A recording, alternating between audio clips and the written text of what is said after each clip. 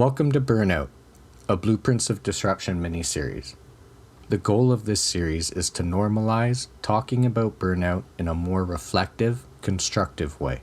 Burnout is weaponized against us, but we seem to just accept it, because although we acknowledge it, we somehow also ignore it. We understand its seriousness, but laugh about it. I'm your host and complete hypocrite, Jay Woodruff. I'm going to take the only time these folks have to relax to ask them about one of the deeper, more personal impacts of disruption, burnout.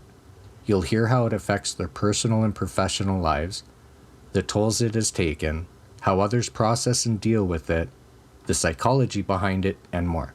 Burnout affects many of us who fight for a better world, and in many different ways. In this episode, I sit down with Blueprints of Disruption host Jessa McLean and discuss how the pressures of political organizing contribute to her burnout, as well as the systemic issues at play. Hi, my name's Jessa. This is what burnout is to me.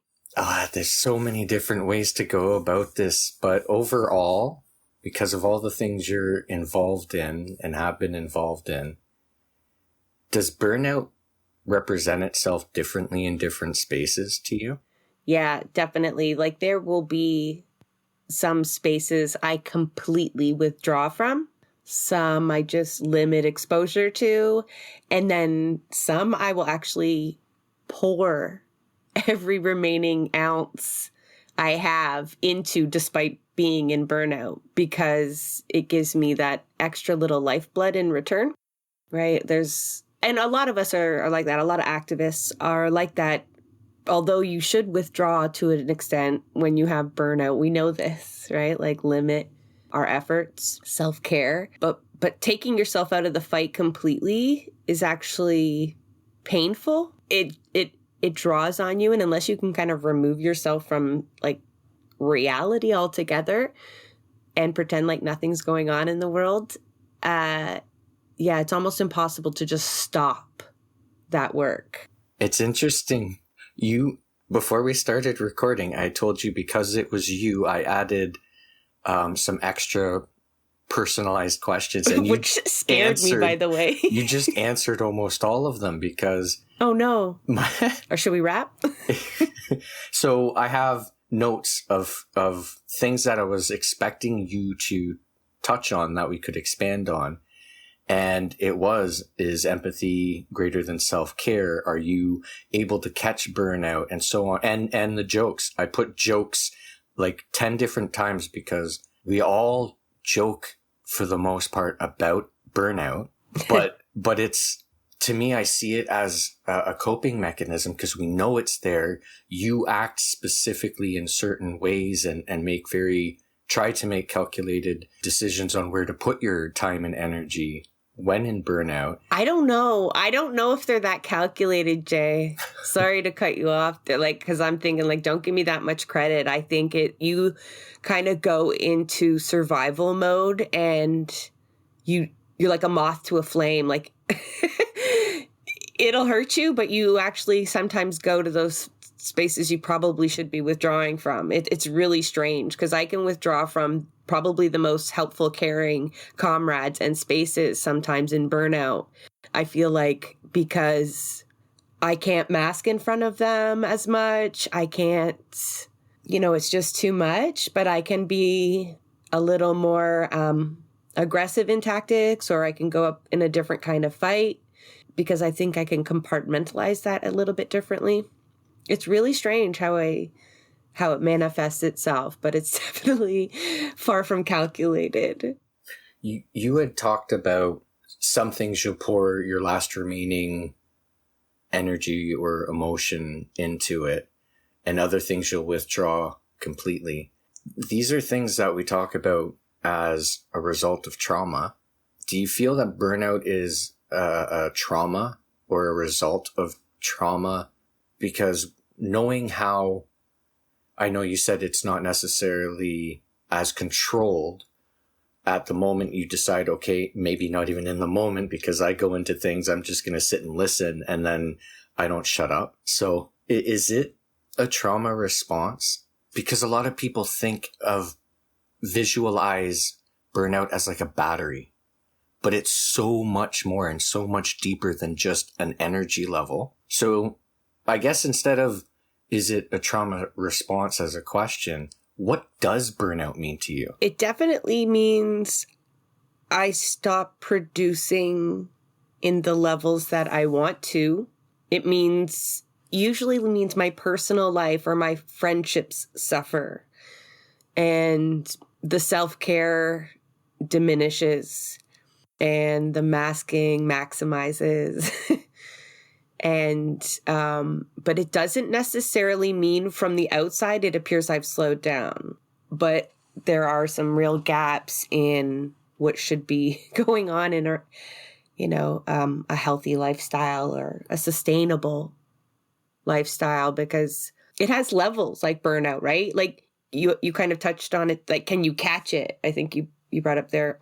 And yes, sometimes, yes, you can definitely feel yourself getting stretched too thin and maybe irritable and anxiety overload, like you just got a lot of weight and you don't let up. So you kind of know you're going into that situation, but a lot of the time it does kind of creep up on you and you just kind of realize you've withdrawn from a lot of things. I'm neurodivergent, so I have some time blindness as well. So sometimes I'm astonished how time has gone by since I've responded to a text or a request for help. And then that starts to layer on as guilt. But yeah, like I've had levels of burnout for sure where I've been in the hospital.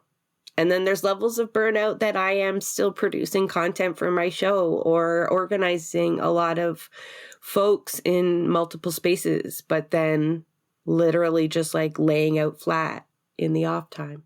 The show that Jessa is talking about is Blueprints of Disruption, another Rabble Rousers cooperative show. Out of curiosity, there's a lot of people who aren't at a level of self-awareness to talk on it to this level. You are very self-aware of burnout, a lot of the ways it impacts you, but it doesn't create a preventative mechanism or anything like that. So with me, I have autoimmune diseases. I can be exhausted, and most people, when you're exhausted, you take a break. But for me, a break doesn't mean I'm going to get any energy back. So that's a lot like burnout. And also, you hit on it. There's family situations that are affected by, but also create burnout. There's social, there's work, there's every aspect of our life. There's both a creation or a contributor to burnout, and then an effect from burnout.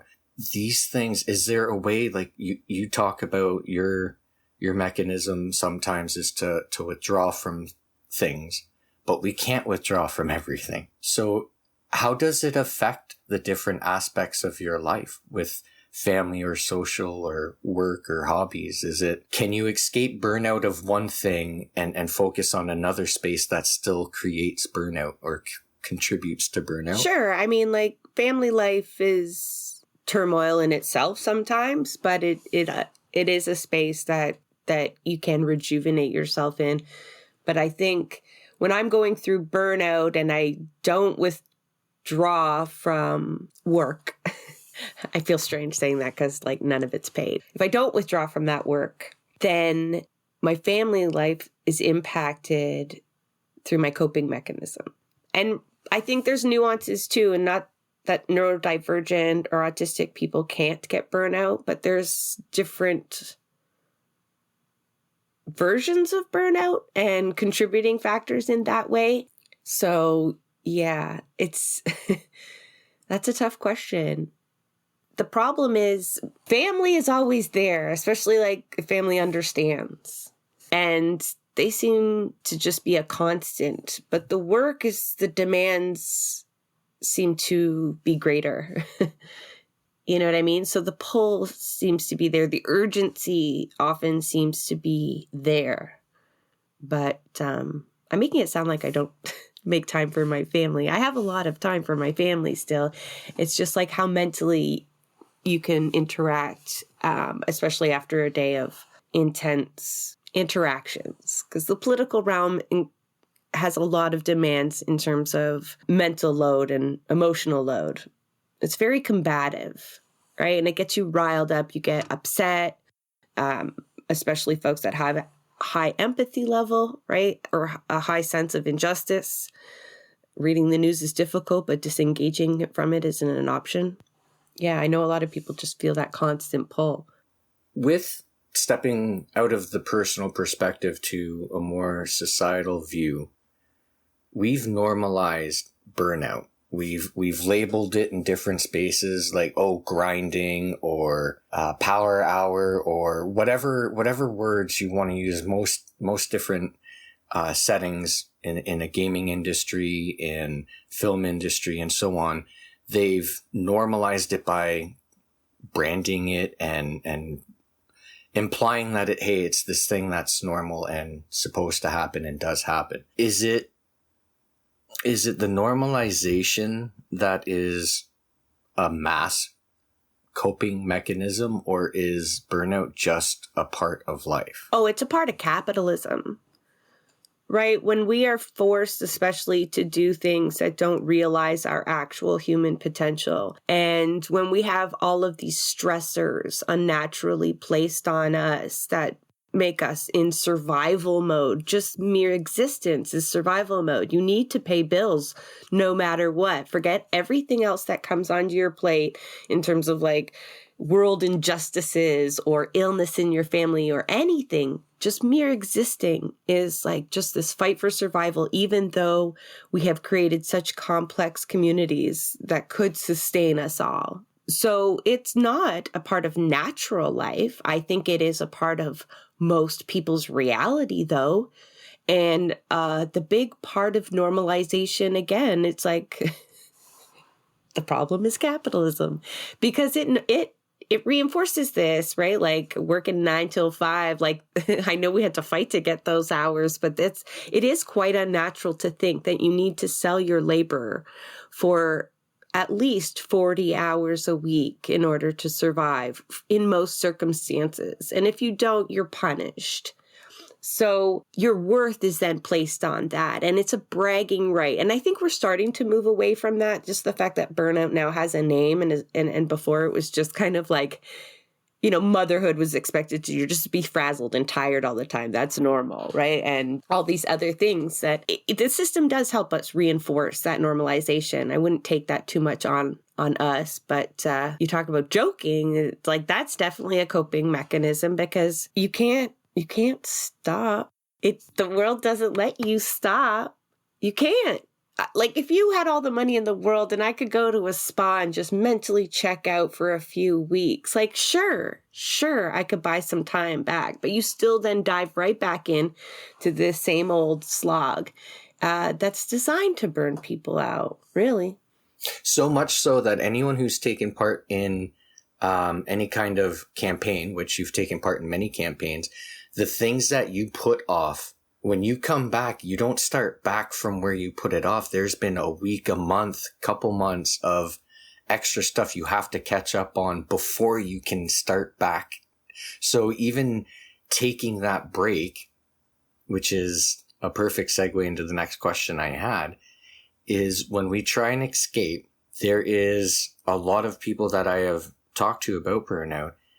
There is a fear of stopping. For me, I have always overwhelmed myself because I don't want to stop and sit there and reflect, because then it's holy shit, look how overwhelmed I am. When it's normalized in so many different aspects. You talked about motherhood. It was supposed to, or it was normal to always be exhausted and so on. And if there was any resistance to that, for a long time, it was diagnosed as hysteria. Like, why wouldn't you want to? That's so normal that you not wanting that is not okay. It must be a medical condition.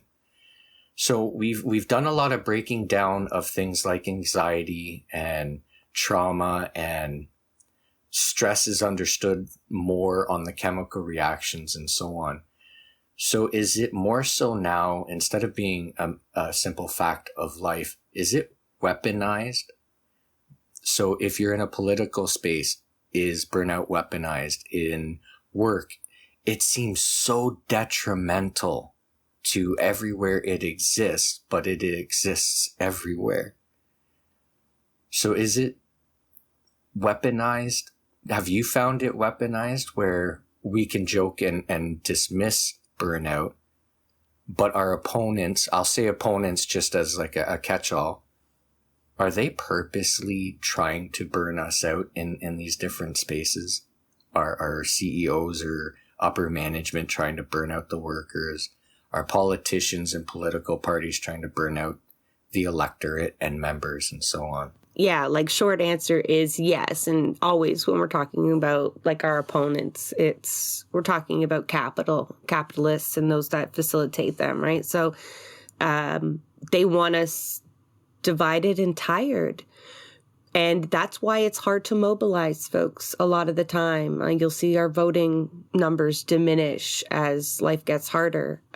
We disengage. We don't have time to pay attention quite often. This is what we already live and breathe. But if you are working and parenting and maybe caregiving and all those other extracurricular things that you deserve to do, there's no time to keep on top of politics and pay attention to what the powerful are doing. And we're too tired to fight back for the most part, and confused and burnt out. So in that way, it's weaponized in the same way, capitalism is. But I don't think like on that smaller scale, like when you say political parties, like my experience within the NDP is more that they're perfectly aware of the impacts of burnout because they're human beings and they have done campaigns, it's just continuous work for X amount of days on top of real life. And they don't accommodate it for it, right? They don't make any plans to prevent it. They don't include self-care time or like, and most people don't. So it's not like a specific slight to any political party, but just that in general, even though we're aware of it and even though we're progressive and we're supposed to be taking care of one another, I think most places do a really poor job of going beyond recognizing it. It's like those land acknowledgements. We acknowledge you're all burnt out, but here's a list of things that we need to be done by midnight tonight.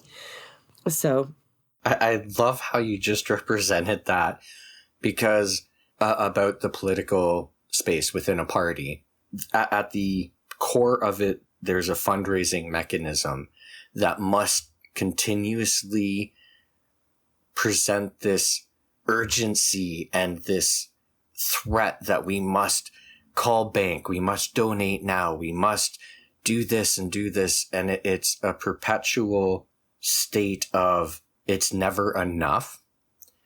So then when you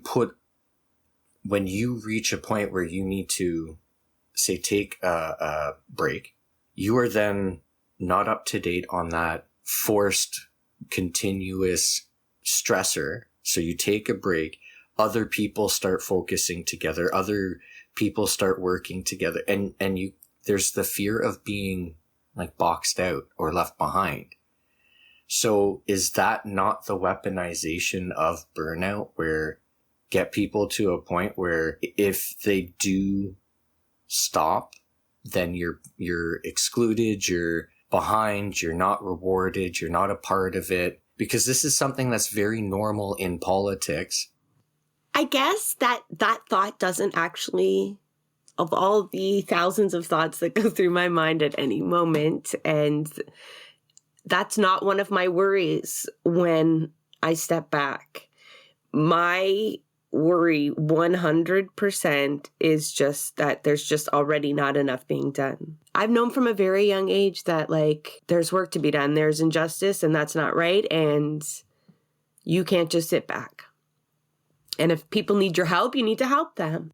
If you have any capacity, you need to help them. I would love to be boxed out of some things because honestly, all what pulls me back into, I said 100%, so I guess I lied. It's also the expectations put on me as my profile grew a little bit. I hate even saying that, it sounds so smug, but so many people reach out to me daily still, and I've withdrawn from the party so much, and I'm not slighting anyone who has reached out to me. And I know I haven't responded to quite a lot of you that look to me to like solve it, like fix the party or start a new one or unite the left. And that's an incredible weight. And these are all really great people. And I don't want to let them down. And you only live one life, right? Like we talk about making marks that will last an eternity, right? Like lighting flames that will help eventually spark that revolution if it's not in our lifetime. And that work is just, it's got to be tireless, and that sucks. But that's my reality, and that's okay, because there's incredible trade-off as well. This kind of circles back quite early into this conversation where it was unspecified, but you had brought it up. So empathy is greater than self-care in everyone that I know who is empathetic.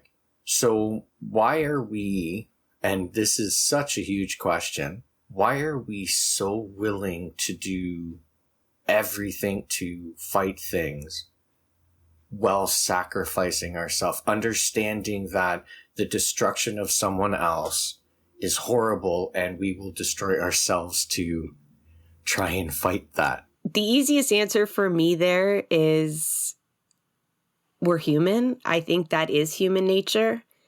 A lot of people would say it's human nature to be competitive, but it's actually to be incredibly cooperative.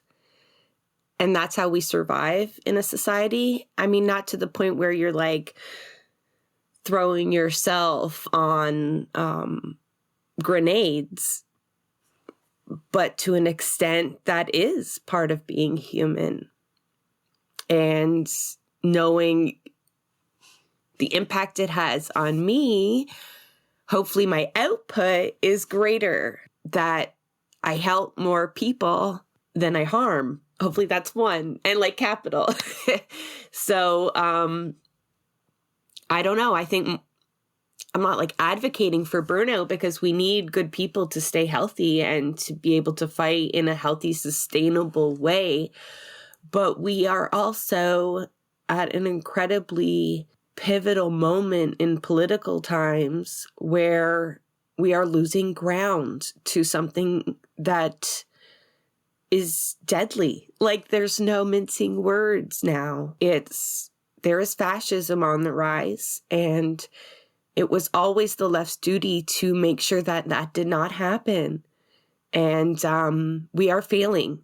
And so even now that work is even more important. So I would love, like, I hope through your discussions, because I've not really discovered a lot of coping mechanisms or ways to like prioritize yourself over the greater good. But I'm not sure we're supposed to, right? Because I rail against individualism. It's what's destroying our society. We are communal creatures. And sometimes that requires, like any mother will tell you, even the act of pregnancy and breastfeeding is a bit of self-sacrifice for a greater good, right? It is built into our humanity. This is how most animals survive in this way. The fact that it's seen as like a personal flaw, not by you, is another product of our system. Because if we had the time, we could take care of our community, no problem. Right? If we actually utilized the resources that we had and lived the lives that we could live fairly and equitably, we could have the time to take care of ourselves and our neighbors, our children, and the world. You know what I mean? Like, we wouldn't have to do it on this shoestring budget of energy that we have left over. So I won't let the system win. But you hit on something that has really pissed me off, that I can't figure out. Not you pissed me off, but just that it exists pissed me off. That happens. In most of our communities, on Facebook, I'm a part of a group called Buy Nothing. It's people who don't want to throw things out and want to see if other members of the community want it. And then there'll be someone who posts, there was a house fire. And then the community will come together, and the community came together for me and basically furnished my apartment when I had some issues going on when I first moved in, that I couldn't get my stuff here. that challenged my custody of my daughter because I didn't have a bed for her. So the community came together, and I intended to try and locate just a bed for that first night. But I had people come together to create like almost a fully furnished apartment. We will do that. It is something that it doesn't necessarily matter what the Facebook post or the call for help is. People are normal, even people who aren't wealthy or even comfortable. People will sacrifice to help others. But then you go up a level to like municipal politics. We don't come together. Provincial politics, we're even more divided. Federal, so you talked about it being a part of, at the core of humanity to come together. But then at the same time in society, we've normalized so many things that are the stark contradiction of these things. So most of us fight the effect of things. How do we start normalizing the opposite of what is normalized? Some people will say move the Overton window. Some people will say smarten the fuck up. Like, how do we change from it being okay to spend most of your life working to afford a place you spend little time in to feed and take care of a family you get to spend little time with? Like, it's really messed up how we live as a species, but it's so normalized that they try and project these core human functions as being weird or wrong or ugly. I think in general, we've really been separated from what it means to be human. Because when you get into political arguments and, healthy ones that you're allowed to have discourse and you really get it boiled down, it often comes to a disagreement on what human nature is, right? Whether it is to be competitive or cooperative, or whether it's, are we inherently bad and need to be controlled? Or are we inherently good, and could flourish if let to do so. And again, that is by design. And it's been so long and it's been so many generations, if ever, right? It's not like before capitalism, people weren't struggling either, right? We've yet to realize full human emancipation. And that is Karl Marx talking there. For all those folks who want to label me a commie, I am. But it's true. If you are able to read Marx or even just step back and think of any kind of living being and the idea of selling that being's abilities so they can eat, right? That doesn't exist anywhere else in the animal world, right? That is a design by humans to exist in that kind of survival mode, no matter what. And that's definitely not necessary at all. But it's been generations of this being reinforced, that this is normal, that this is what good people do. This is what bad people do. If you don't work, you're not worthy of anything. Like, even the idea of what work is and what contributing to your community is has been so warped, right? By design, so that you do need to compete in that capital market, or you will be ostracized, removed, forced into poverty, or euthanized. It's how do you get people to realize what I believe human nature truly is probably a lot of hard discussions. And it makes a good argument for universal basic income. And I know you don't want to get political in so much, but if you just allowed people to free up some of their time or some of that stressor of having to constantly be at work. I hate to get into Marxist theory or anything, but just think about what you would do with your body all day long for 8 hours a day. Is that you realizing, is that you realizing what your capacity is, what your true potential is, it absolutely cannot be. Like for some people, they might be in a profession where that allows them to do it. For the most part, it's just grind. It's mundane. It's repetitive. It's not challenging to like the extent that folks can actually contribute.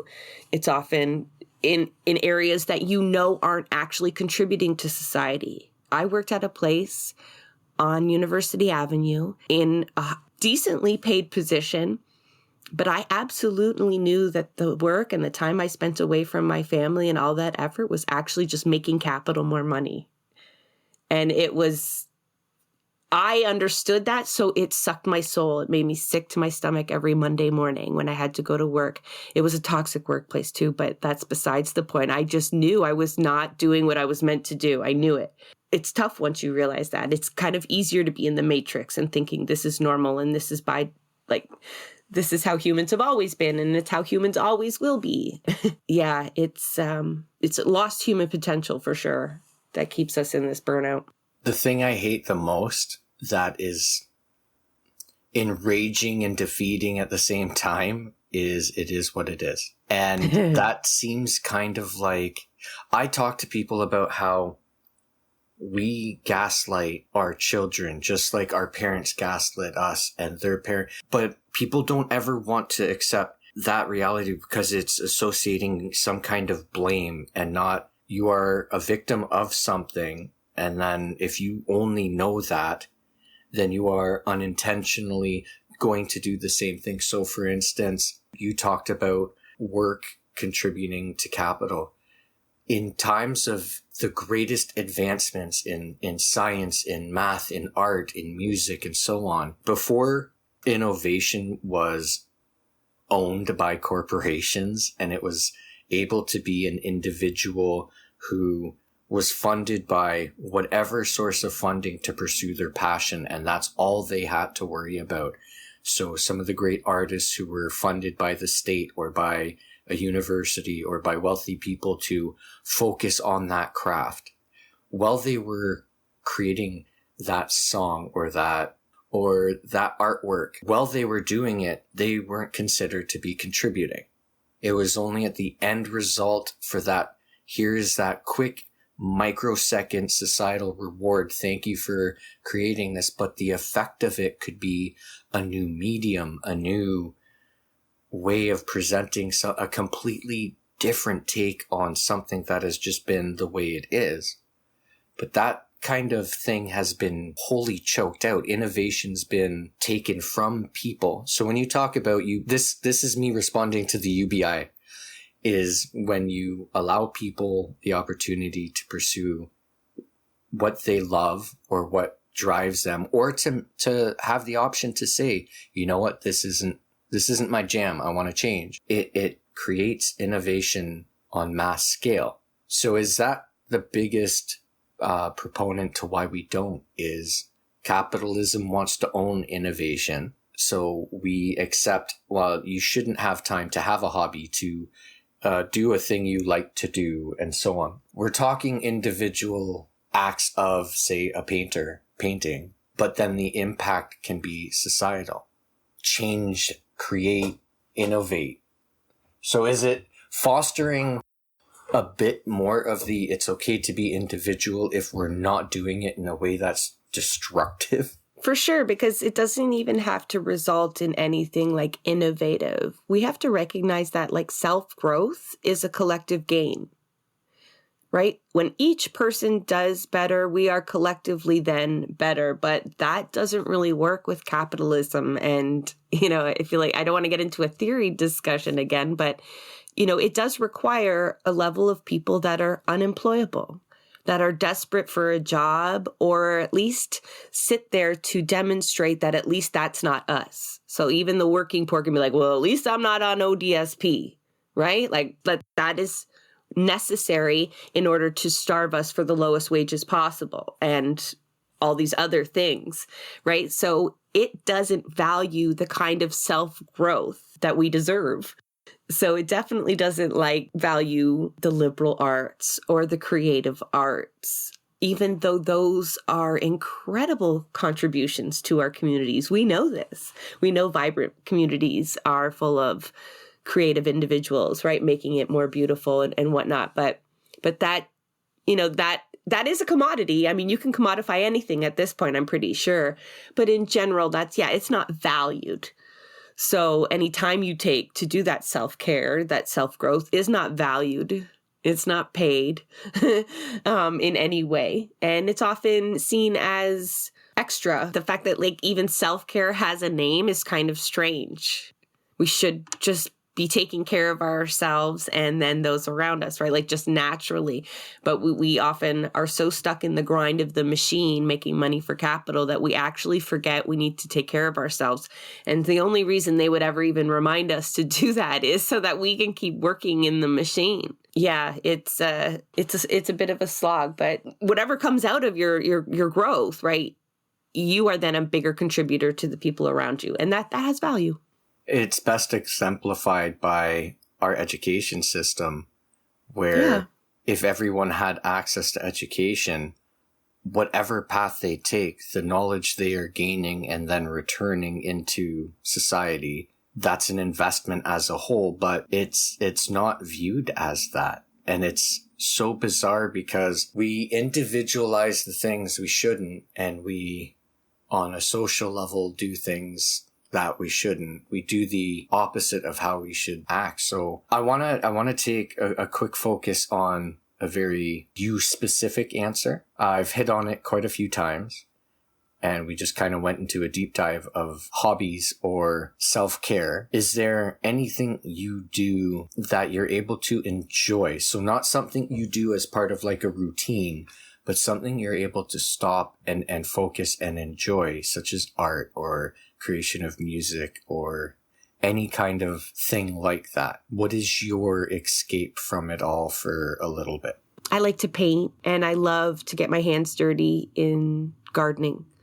I grow some food, but I love to grow flowers and pretty things and smelly things and things that just keep growing and winding around stuff. I find real joy in watching things grow like that. So the winter is hard on me. I do have some house plants, and I keep telling someone, if you see one at the grocery store, please bring it home.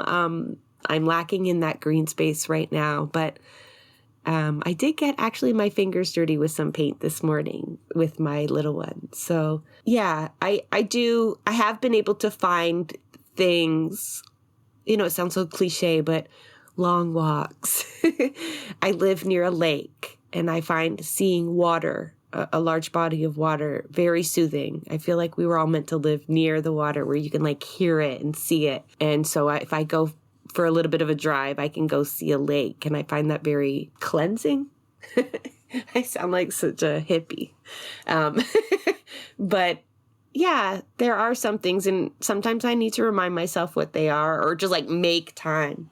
It's hard when you're a mom. You prioritize the needs of your kids too in that spare time, but luckily they like to do some of the things that I like. I recently experienced the first ever school activity for my daughter, and I had to get through a lot of levels of personal challenges to take part in that. But when she looked up while she was doing, when she looked up and she saw me there, it wasn't the act of going, it wasn't the act of singing, it wasn't any of that. The thing that was unbelievably rewarding is her looking up at me, seeing me there, and seeing the look on her face at seeing me there. That moment right there was worth all the hurdles I had to climb in order to go take part. And it's funny because for me, I try and focus on, and I'm so interested to ask people this. I've lined up artists to ask how burnout impacts their life, because as an artist, if you don't produce, you're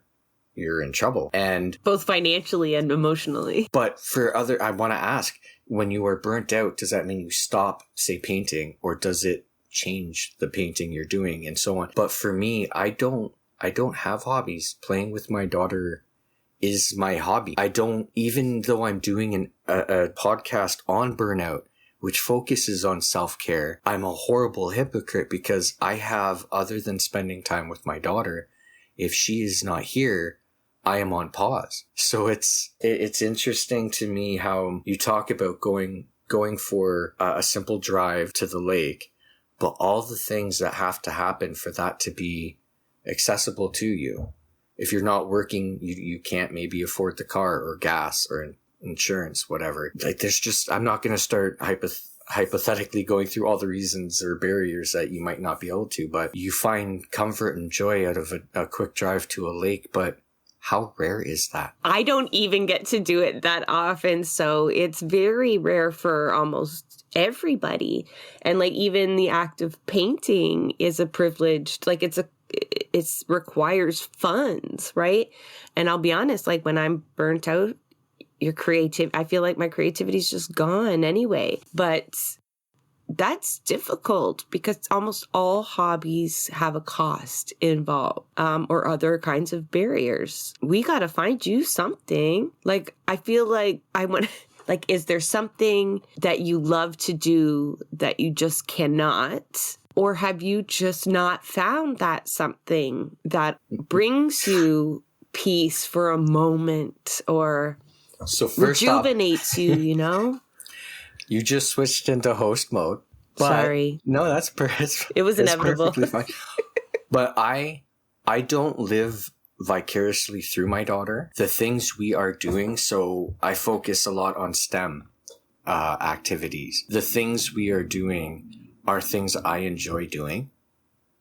So, but when she's not with you, you say you're on pause. That is half your life now. That is something that full on. Maybe like Bill Nye the Science Guy on the set. Thank you for throwing this in my face like this, because I got her. She has been watching these. I think it's called ASRM, where it's marble videos, and the sounds and the visuals of these videos are like soothing to. No, I don't know if it's soothing, but the second that video starts, I would have to basically unplug the TV and throw it outside to get her to break her concentration on these videos. It just takes her to a place. As a result, I was able to get her a kit, like a marble kit, like the videos. And we're playing with them, and I am having fun playing with them. She is having fun playing with them. I will not pull that box out and play with those things, even though it is a great way to completely break from the routine of thinking about the troubles of the day. And I'm going to actively, after this, I'm going to actively go and pull that box out just to try. But I know it's only going to last a few seconds before it's because this is why I want to do this series or this show, is the depth of the level of hypocrite that I will go in this whole series is something that I'm fully aware of, but I'm still going to do it. Like, I'm sitting here asking you, what things do you do? This is Jay's therapy sessions too, right? Well, this is something that I've tried to understand this, and maybe for you don't maybe realize it, but what we're doing right now, you host a podcast. Yes, there's a lot of work that goes into it. But you are creating something. You are creating content. You are having conversations. You are talking about things and contributing to society because someone listens to that episode and then goes and is more informed, or it does leave an impact, but we don't view it as that. You even had the visual you even had a visual representation when I said, and it impacts society. There was kind of a, well, hopefully it does kind of look, but just in the act of creating this thing that didn't exist before, that is beautiful. But is it making enough money? Are we going to be able to find a guest? Do we have enough time? Do we this? All of the stressors of it make it, we've almost taken something we're doing as therapy or as a joy, a hobby. It is. I don't find the podcast work at all. Like, even when I'm tediously like editing some videos and whatnot, I do it with a huge grin on my face. It's hilarious. Yeah, maybe it is therapy. So maybe I've found like an outlet, because even when it's hard, even when I don't have a guest, sometimes like, it's a Thursday drop and it's Wednesday and I've just withdrawn, I've just been burnt out and I've not pulled my weight. I'm not like anxious about it the way that like school would make me, like deadlines in that way. I'm not a student anymore, but oh my God, school burnt me out. That was when I was in the hospital. But this is like just pure joy. And a lot of people challenge me on, you know, when are you going to do this? When are you going to do that? Like the stuff that I used to do, like a little more of your typical organizing and, you know, shit disturbing within the NDP. And I'm really kind of not missing that at the moment. I feel like I have found what comes easy to me at the moment. And hopefully, you know, I build my skills and I am contributing in a positive way. But that's how it feels to me. And for now, that's fucking good enough, right? Like I feel good about it. The work I did inside the NDP wasn't rewarding in that the results weren't there.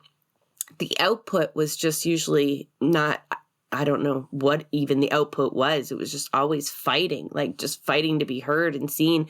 And that work just had, almost zero payback except for the comrades made and the lessons learned. But they say, he's like, it's not work if you find something that you love, and it pays, but it doesn't.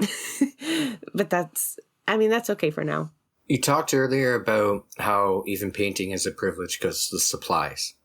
Sure, yeah. And there are so many in the disabled community. This is something that if you do anything, well, why don't you put all this extra effort that you can't because it takes so much to commodify that and make money? Why don't you, if you can type on Twitter, you can do typing as a job, and all of those types of reactions, they're very stark. They're normalized when it's towards the disabled community, but it's such a stark example of how we can, for the most part, point to that situation of here is this mountain of barriers for this person to do that.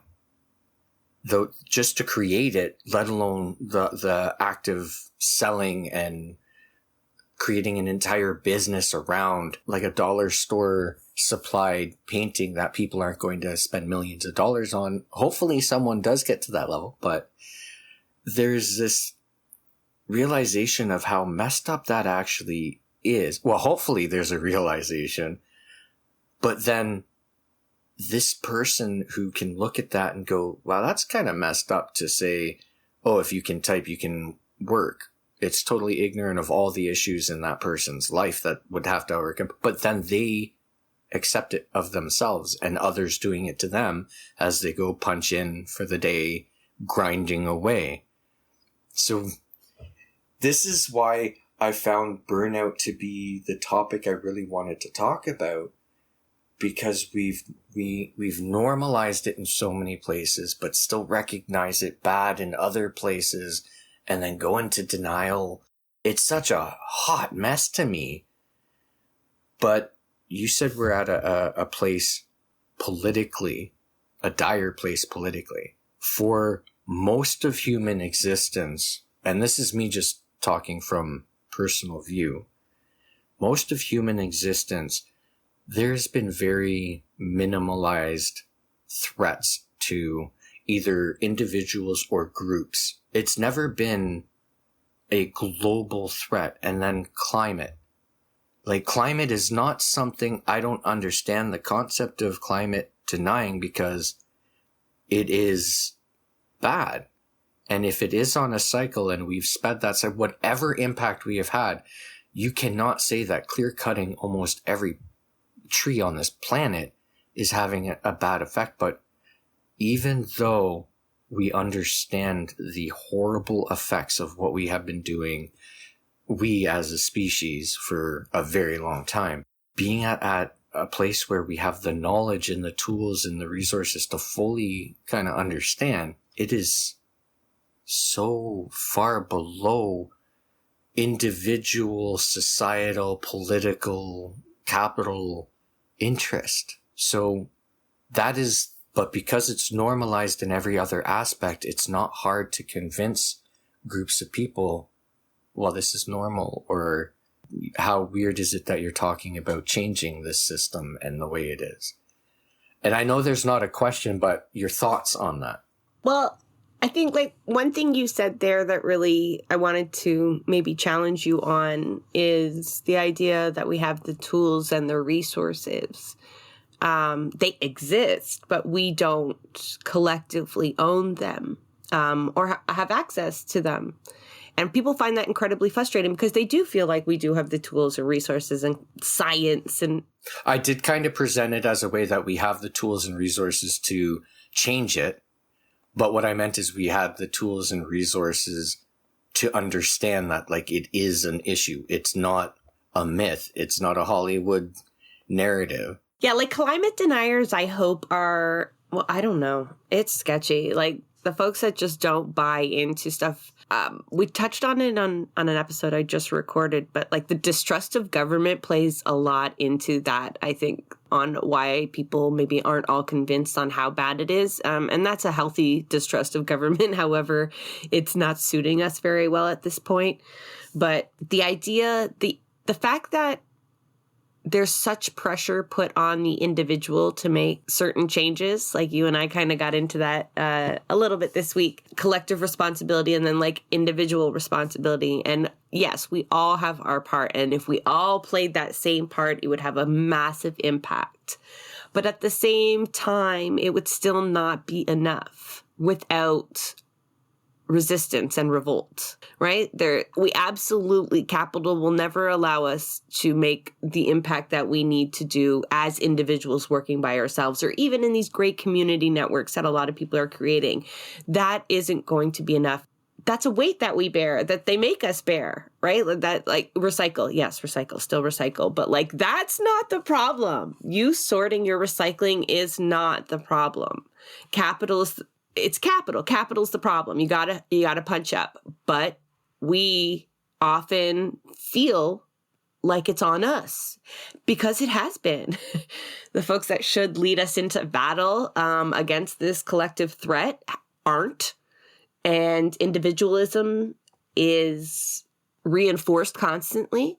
So that goes with take care of yourself and only yourself. But yeah, like climate anxiety is such a huge reality for a lot of folks. And I don't want to sound like I don't care about climate justice. I don't actually experience that anxiety. When I say the clock is ticking, I mean against the rise of the right and all of the other things that will come with that and that are already coming with that. You know, right now, trans people and those that are unhoused and disabled right now are essentially being erased. Right, we are seeing a rise of fascism, but climate, they feel that constant pressure, fully aware of what the problem is, fully aware of the consequences of not doing anything. I hope you can get some climate justice activists on here to talk about that because, you know, when you hear it from them, it's like this incredible internal pressure that they feel on top of all of the other pressures that we naturally feel. So I think that you've led this to a great place to potentially end it with a question, and it's going to be probably the hardest one. We've identified and talked about like personal impacts and causes and so on. And we've identified more systemic ways. You go into a space, a conversation or a group or a meeting or whatever, fully understanding a lot of the things that this person may not be aware of or may be fully aware of, like burnout, like the mental and physical impact of every aspect of their life. And then they turn around and dismiss something that either you or the group or whatever is saying. They take an opposition to social justice issue or the way people are talking about going about it. And then it becomes a conflict of here are a group of people who come together to fight this social injustice. We can just say a specific, even though the intersectionality means you can't talk about one without the other. But for this case, there's someone who, however they have come about it, it is what it is. And everyone else who is saying, no, it shouldn't be. How do you do that in a trauma-informed way where this person, like, obviously our instinct is let's either kick them out of that space, remove them, or attack them, or anything. How do how do we start communicating in a way that is effective, but it isn't, education doesn't lead to action. It can't just be tell people this is what's happening, because then you get into the Chicken Little, the sky is falling, and it becomes pointing it out and educating is the weird thing, or the people who are acting individually or as groups or whatever, that can be viewed as ineffective or weird because you're not doing something that society deems as normal. We understand these things, and then we encounter someone who doesn't. How do we go about this in a way to go, hey, you are a victim of this thing? Because if you talk to a CEO, obviously this changes. But if you're talking to someone who's talking about, oh yeah, you just got to grind and lift yourself up by the bootstraps and all these things to perpetuate the concept that being in a from birth to death burnout is just the way it is. How do we have these healthy conversations? How do we normalize, where we normalize not only talking about burnout, but the fact that it is not okay. It's not natural. It's not healthy. It's not normal. So how do we solve all the problems of the world, Jessa? Well, I think like self-realization goes a long way too. So when you're communicating to folks, try not to slip into that, like bragging about how busy you are, as though that's clout. We also fall into the trap of asking new people, you know, what do you do? Meaning, like, what is their job? What are they paid to do? And it's like, I'm not telling people to change these two phrases that they have in their conversations, but more the mentality that comes with it. So, like, value the art your friends create. Buy it. See value in the contributions not normally celebrated. You know, we often celebrate caregivers as though the folks they're caring for aren't also contributing to that relationship in any way, in any meaningful way, that knowledge sharing in itself or storytelling or any kind of creative art isn't actually contributions. Because, and you will encounter those people. We encounter those people daily, and they're trapped. They know it. They feel that it's not normal. They're just doing the same thing. So, like, empathy just goes a long way too, you know? It's hard, but I hope you find more answers than I'm able to provide. It's a struggle for me too sometimes, even with my own contributions to anything, motherhood, the output I have into the world, and whether that is enough. So I think we're really hard on ourselves. The fight becomes a little easier when you do have kids or you have access to a younger generation, is that you know that your impact on them is generational. It will live on more so than your individual work, right? But that's by yourself or with just kind of the natural kind of grind of things. And so knowing that you might not even be seeing all of the results of the contributions that you make is important, so that you feel satisfied, so you don't push yourself so much. So I'm kind of talking to myself here a little bit too. Always trying to get like that more reach. Like for me, I have a podcast and social media where I try to reach people. So it's like trying to get more reach. But if you reach one person and they have 20 conversations, or they go on to join an action, and you just don't know, right? Like you have to be satisfied in knowing that you will never see the full impact of your contributions, but believe that they are exponential. Maybe that'll allow folks to rest a little bit. At the first, I'll say half of my life, I used to hear the saying, those who fight for change don't normally live to see the change. And I used to view that as like a deterrent, like, why fucking bother? But then, not even the second half, but not that far in the past, I heard it at the right time in the right context, where it's like, oh, okay, so I am providing the stepping stones, trailblazing, whatever words you use to represent that. And a lot of people don't realize how, for me, I see my daughter, I told my daughter that hugging trees helps them grow. So she literally is a tree hugger, because any tree she sees, she wants to help it grow and she'll hug it, which makes walks very long, but still quite rewarding. And then there's this guilt of, I have to do everything to ensure that there's trees in her future. And I realized that kind of narrative of the catastrophizing versus the minimalizing of things, that to me is kind of like the left or the right, or however you want to say it, where I have so many people who are willing to do this. And I have a feeling a lot of the things we're going to talk about are going to be the same, but very, very different. And so in your parting, thank you very much for doing this. Oh, my pleasure. But in your parting goodbye, you can name drop the things like blueprints and so on. But if you were telling, and I'm so sorry to spring this on you, if you were telling your younger self something about burnout, what would it be? You're probably autistic. I went a long time having no idea why I felt certain ways and why I would hit walls.